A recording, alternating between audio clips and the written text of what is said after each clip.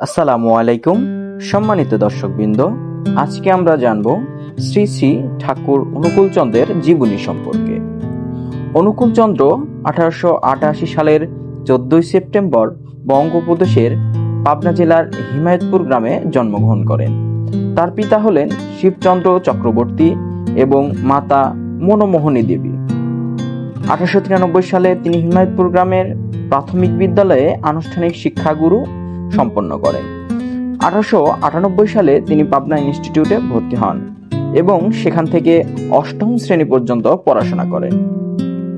তিনি অমিতাবাদের রায়পুর উচ্চ বিদ্যালয়ে অল্প সময়ের জন্য পড়েন এবং তারপরে পশ্চিমবঙ্গের 24 পরগনার নৌহাটি উচ্চ বিদ্যালয়ে 1905 সাল পর্যন্ত পড়াশোনা করেন।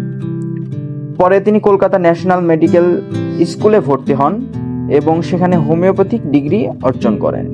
ঠাকুর অনুকূলচন্দ্রের দাম্পত্য সঙ্গী ছিলেন শ্রী শ্রী বড়মা বা ষোড়শীবালা দেবী। তার সন্তান ছিল 6 জন, তন্মধ্যে 3 জন পুত্র সন্তান এবং 3 জন কন্যা সন্তান। পুত্র সন্তানগুলো যথাক্রমে অমরেন্দ্রনাথ চক্রবর্তী, বিবেক রঞ্জন চক্রবর্তী এবং প্যারাচাঁদ রঞ্জন চক্রবর্তী। কন্যা সন্তানগুলো যথাক্রমে সাধনা দেবী, শান্তনা দেবী এবং অনুকা দেবী। ঠাকুর অনুকূলচন্দ্রের উল্লেখযোগ্য প্রতিষ্ঠান হল দেওঘরে তপোবন বিদ্যালয়, দাতব্য চিকিৎসালয়, ইঞ্জিনিয়ারিং ওয়ার্কশপ, পাবলিশিং হাউস, ছাপাখানা ইত্যাদি। তন্মধ্যে সৎসঙ্গ স্থাপন বা সৎসঙ্গ আশ্রম উল্লেখযোগ্য।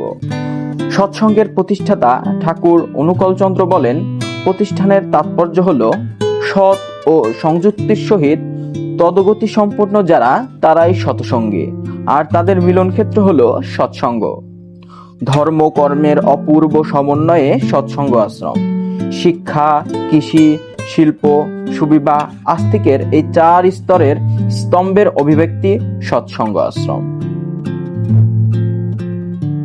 1929 সালে প্রতিষ্ঠিত এই সৎসঙ্গ আশ্রম বিভিন্নমুখী কর্ম প্রতিষ্ঠানের বিদ্যায়তন গড়ে ওঠে।